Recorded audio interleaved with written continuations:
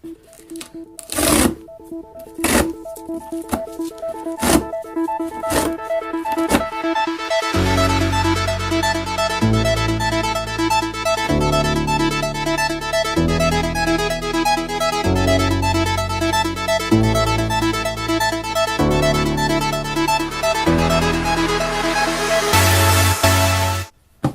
guys, welcome back to Keigo Moriyama Photography, and today we have an unboxing of the Sigma Sd Quattro lens kit.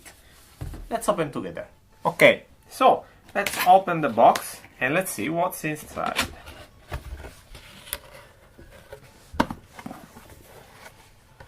We have the warranty here, and we have 3 different boxes. The first one, here we have the pouch that contains the lens. That is a 30mm 1.4 art lens, and this is the Sigma mount that is typical of the Sigma lenses only.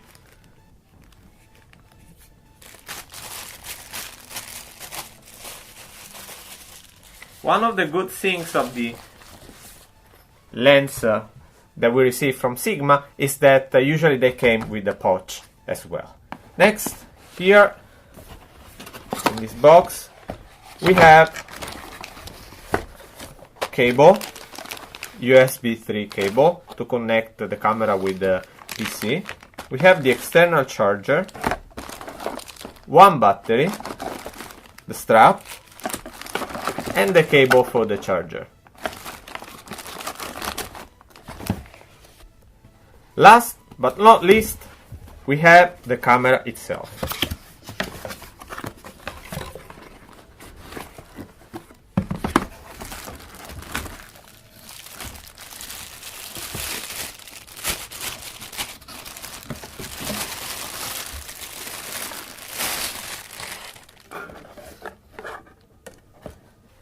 On the front of the camera, there is the place for the lens, the name of the camera, and the button to remove the lens itself. Also, we have here on the top the place where we can insert an external flash through the PCI sync. On the top, we can see the on-off button that is exactly in the same place where we are going to put the lens. Then we have the place to put the flash. We have the lock. We have the lock button here, and then we have the quick menu, the zoom, and the possibility to change the focus, the point of focus, the button that will take the picture itself. Then we have here another option that we can change and set up internally, and this little notch here will allow us, in case we have to adjust the sight. On the back of the camera we can see the different kind of buttons. We have the 2 screens, one mainly to see the picture and all the options, and one that only registers the information of the setting of the camera, and the viewfinder here. If we go to the side,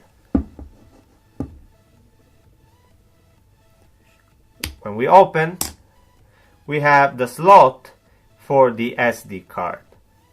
On the other side, instead, we have the place to put the HDMI, but that doesn't mean that you can take a video with this camera. There is a place to put the USB 3 cable. And finally, there is the place to put the remote control.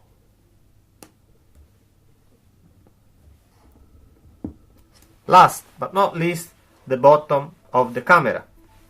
We can find here placing where we want to input the external battery holder, because we know that usually Sigma cameras are not that good with battery, so it's recommended to use external more than one battery, even if the battery that is together with the SD4 is pretty big, but it will last for around 200 shots, 200 to 140 shots.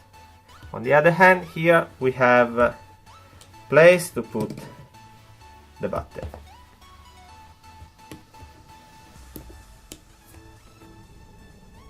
One of the interesting things of the SD model is that we can easily remove the filter that is inside. You can see there are some notches that will allow you to remove this filter. This filter is the IR filter, so if you remove it, you can take infrared pictures in black and white. And also it works to protect the sensor that you can see inside. Okay guys, so as a first impression, the camera is big, and the size is similar to the new Hasselblad digital camera. And it's heavy, of course, but it's not a negative thing, because you can really feel the camera as a sturdy and seem really pretty good quality. Of course, I didn't try the camera yet, so I can't give some comments in terms of quality of the pictures, but one of the characteristics of these Sigma cameras is that inside they have the FOVEON, yes, sensor. What is the FOVEON sensor? Compared with the Bayer sensor that is only one, the FOVEON one has a series of different sensors, one above the other. If you want more details, I will put some links in the description below so you can check it better. And one of the things when people use the Sigma cameras with the FOVEON sensor is that usually they avoid to go over 100 ISO, because the grain and the noise in the picture starts coming up. So the camera itself seems to be for really slow photographer or really slow style of photography. So don't consider it useful for sports or running around your kids trying to take a picture. It's not recommended. There are two versions. One is the SD Quattro, one is the SD Quattro H. The difference is the sensor. The SD Quattro with the APS-C sensor and the SD Quattro H with the APS-H sensor that is slightly bigger than this one. The quality of the picture itself, it says, is about 29 megapixel, if I'm not getting wrong, and the quality of the image itself is really great. I saw some review on the internet, saw some videos because I was really interested in the camera, and it's really super sharp. I'm really curious to see how I can use the camera itself, and if it works to use it, to buy it. And do you have any kind of experience with this camera? I'm really curious to understand from your point of view, how do you use the camera, for what kind of situation, what kind of photography do you use it, and if you have any suggestion about what kind of special settings do you have to utilize for the camera itself. As for now, this is all for this unboxing, and I will make another video after I will use it for a while in order to give you some more details, comment. And I hope you like it, and as usual, click the like button and the subscribe one, and please share the video, because it will help me to grow with my channel. And that's all for today. Stay click, bye!